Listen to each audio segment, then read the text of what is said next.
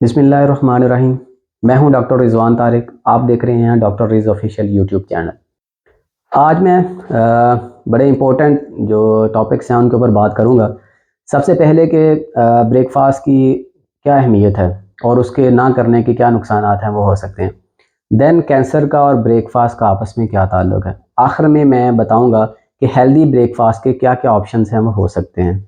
Breakfast जैसे नाम से पता चल रहा है कि ब्रेकिंग दी फास्ट, तो 8-10 घंटे की नींद के बाद बॉडी के अंदर जो एनर्जी का लेवल है वो बहुत कम हुआ होता है।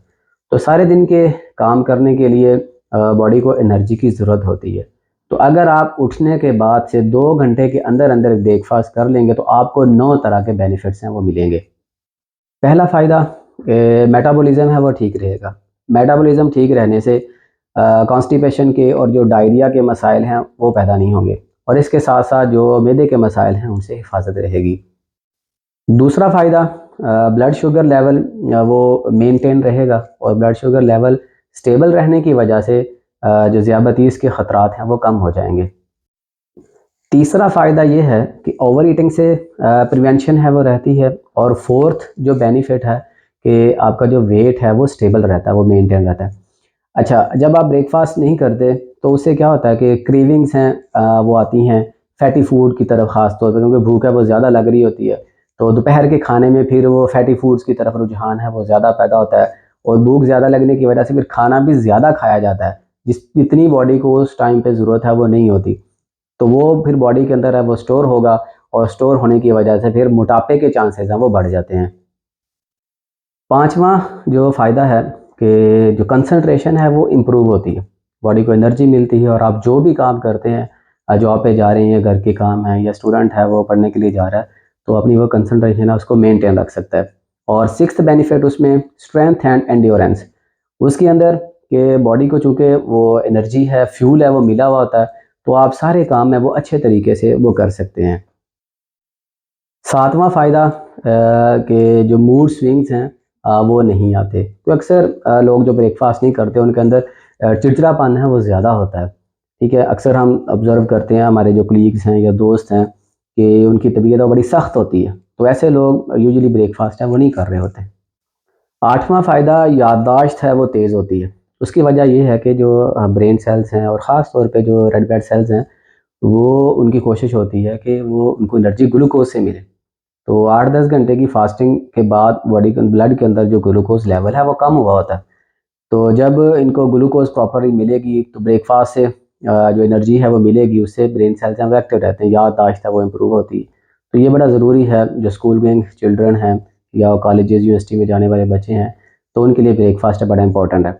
और आखिरी जो बेनिफिट है वो कि ओबेसिटी से हिफाजत है वो रहती है, वज़न बढ़ना, वज़न नहीं बढ़ता ब्रेकफ़ास्ट करने से। कुछ लोग हैं जो वज़न कम कर रहे होते हैं तो वो ब्रेकफ़ास्ट है उसको स्किप कर रहे होते हैं, तो ये एक अनहेल्दी ये हैबिट है। ब्रेकफ़ास्ट ना करने की वजह से जो मसाइल पैदा हो सकते हैं, उनमें ख़ास तौर पे जो मर्द हज़रात जो लंबे अरसे तक ब्रेकफ़ास्ट है उसको स्किप करते हैं, उनमें 30% ज़्यादा चांसेस होते हैं हार्ट अटैक्स के। और जो ख़वातीन हैं उनमें डायबिटीज़ के 20% वो ज़्यादा इम्कानात हैं कि उनमें जो डायबिटीज़ है वो डेवलप हो। और सबसे जो ज़्यादा मसाइल हैं वो कैंसर के हैं। और ये ब्रेकफ़ास्ट ना करने की वजह से जो बॉडी का नॉर्मल जो मैकेनिज़्म है सेल्स का वो डिस्टर्ब होता है। जीन के अंदर है म्यूटेशन है वो हो सकती है, और ऑक्सीडेशन की वजह से सेल्स के अंदर ख़ास तौर पे जो मैदे के सेल्स हैं, या फिर लीवर के, और जो बड़ी आंत है, इसके अलावा गॉल ब्लैडर, तो इनके अंदर स्वेलिंग है वो हो जाती है, सोजिश है वो हो जाती है। और ये जो लो ग्रेड इन्फ्लेमेशन है, फिर ये आहिस्ता-आहिस्ता जब ये लंबे अरसे तक रहती है, ये क्रोनिक की तरफ चली जाती है, तो उसकी वजह से फिर इन अज़ा के अंदर वो कैंसर है वो डेवलप होना शुरू हो जाता है। अच्छा, एक और जो बैड हैबिट आप कह सकते हैं उसको, कि खाली पेट चाय या कॉफ़ी पीने की जो आदत है। ठीक है, खाली पेट अगर कॉफ़ी पीते हैं तो कैफ़ीन की वजह से, और अगर चाय पीते हैं तो उसमें कैफ़ीन और निकोटीन दोनों होती हैं, तो उसकी वजह से मैदे के अंदर एसिडिटी हो सकती है, और फिर बर्निंग, मैदे की जलन है, ठीक है, वो स्टार्ट हो सकती है। तो ये एक हेल्दी ऑप्शन नहीं है। अब हम बात करेंगे जो एक हेल्दी ब्रेकफ़ास्ट है, वो क्या होना चाहिए, और उसकी मिकदार है वो कितनी होनी चाहिए और उसके अंदर कितनी एनर्जी है वो होनी चाहिए। आखिर में नाश्ते की कैलोरीज़ को कैलकुलेट करने का कि कितनी कैलोरीज़ आपको वो लेनी चाहिए नाश्ते के अंदर, उसका बड़ा ही आसान तरीका। जो मर्द हज़रात हैं वो अपने वज़न को 24 से मल्टीप्लाई करें और फिर उसको 2 पे डिवाइड कर दें। और इसी तरह जो ख़वातीन हैं वो अपने वज़न को 22 के साथ मल्टीप्लाई करें और फिर 2 पे उसको डिवाइड कर दें। तो जो आंसर आएगा वो कैलोरीज़ आपको नाश्ते के अंदर है वो लेनी है। पाकिस्तान के अंदर ऑन एन एवरेज जो एक मेल हाइट है वो तकरीबन 5 फीट 8 इंचज़ के अराउंड है। इसी तरह जो फीमेल हैं वो 5 फीट 3 इंचज़ के अराउंड उनकी जो हाइट है। तो अगर 5 फीट 8 इंचज़ हाइट है तो उसमें जो आइडियल बॉडी वेट बनता है वो कोई 70 केजी के अराउंड है। इसी तरह फीमेल्स के लिए कोई उसमें जो आइडियल वेट है वो 50 से 55 केजी के दरमियान बनता है। तो जब आप इसकी वैल्यूज़ निकालेंगे नाश्ते के लिए एनर्जी वैल्यू आप निकालेंगे तो जो मेल हैं उनकी कोई 800 से 850 के दरमियान बनती है और फीमेल की 550 600 के दरमियान है वह बनती है। तो 4 चीज़ें ब्रेकफास्ट के अंदर है आप ऐड करें लाजमी।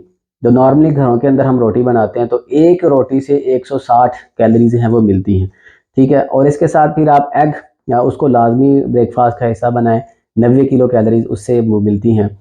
देन फिर मिल्क ग्रुप में से, ठीक है, एक कप जो मिल्क है तकरीबन कोई एक जो गिलास है नॉर्मली घरों के अंदर या जो चाय का कप है उसके बराबर है वो होता है। वो दूध का गिलास या फिर योगर्ट या फिर खीर कोई भी एक ले सकते हैं, उससे भी 160 कैलोरीज हैं वो मिलेंगी। फिर कोई ना कोई फ्रूट, सीजनल फ्रूट, एप्पल सबसे बेस्ट है, उससे 80 किलो कैलोरीज हैं वो मिलती हैं। तो इनको जब हम ऐड करें, बनाना से भी इतनी कैलोरीज मिलती हैं, इनको अगर हम ऐड अप कर लें तो ये 500 के करीब एनर्जी वैल्यू है वो मिल जाती है। अब इससे ज़्यादा अगर और कैलोरीज़ हैं वो चाहिए होती हैं तो उनको हम बादाम और खजूर से वो पूरा करते हैं। बादाम ओवरनाइट सोक करके उसको यूटिलाइज़ करना मैंने पिछली वीडियो में बताया था। तो इसमें अगर 10 बादाम रोज़ाना आप खाते हैं तो 70 कैलोरीज़ आपको मिलेंगी और 3 खजूरों से 75 किलो कैलोरीज़ हैं वो मिलती हैं। तो ये ऐड अप करने से आपकी टोटल वैल्यूज़ है वो पूरी हो जाएंगी। It's all about our today's discussion. अगर आपको आज की वीडियो है वो पसंद आई है तो आप कमेंट सेक्शन के अंदर हमें बताएं और आपकी जो क्वेरीज़ हैं वो भी आप कमेंट सेक्शन के अंदर है वो लिख सकते हैं।